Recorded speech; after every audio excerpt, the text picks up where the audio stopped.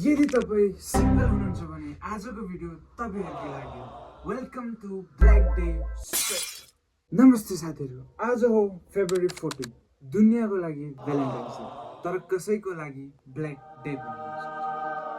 आजको दिन सिंगलहरुको लागि एकदम डेन्जरस हो। फेसबुक खोलो कपल, इन्स्टाग्राम खोलो रोज चकलेट डे, व्हाट्सएप खोल्दा अनि म चाहिँ डेटा अफ गरेर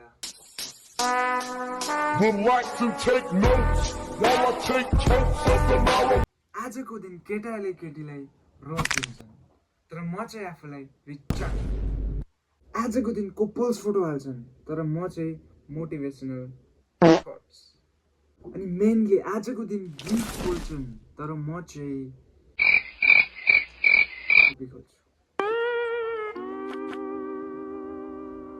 तर टेन्सन किन लिनु? सिंगल भनेको वीक होइन, सिंगल भनेको चीप एटेन्सन भन्दा त late but real love better होइन। तर भ्यालेन्टाइन्स डे भनेको के हो? धेरैलाई थाहा छ, धेरैलाई थाहा छैन होला। यो दिन माया एक्सप्रेस गर्ने दिन हो, आफ्नालाई सम्झिने दिन हो। झन् रिलेसनसिपमा हुनेवालाको त एकदम स्पेशल डे हाम्रो के। तर साथीहरु, भ्यालेन्टाइन्स डे भनेको बोयफ्रेन्ड गर्लफ्रेन्डको लागि मात्रै होइन। यो दिनमा हामी आफ्नो आमा बाउलाई पनि आई लभ यु यानि कि म हजुरलाई माया गर्छु भन्दा हुन्छ। सिंगल भए पनि टेन्सन लिने होइन। सिंगल भनेको फ्री ट्रायल हो। सिंगल भनेको एउटा प्रिमियम भर्जन हो। तर एउटा कुरा सबैजनाले याद राख्नु, माया गर्नुभन्दा फिल गर्न ठुलो हो। अनि सबसे मेन चीज आफूलाई माया गर्न सिक्नुपर्छ।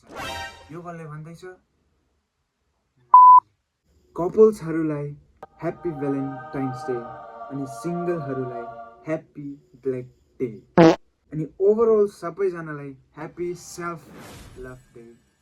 नमस्कार।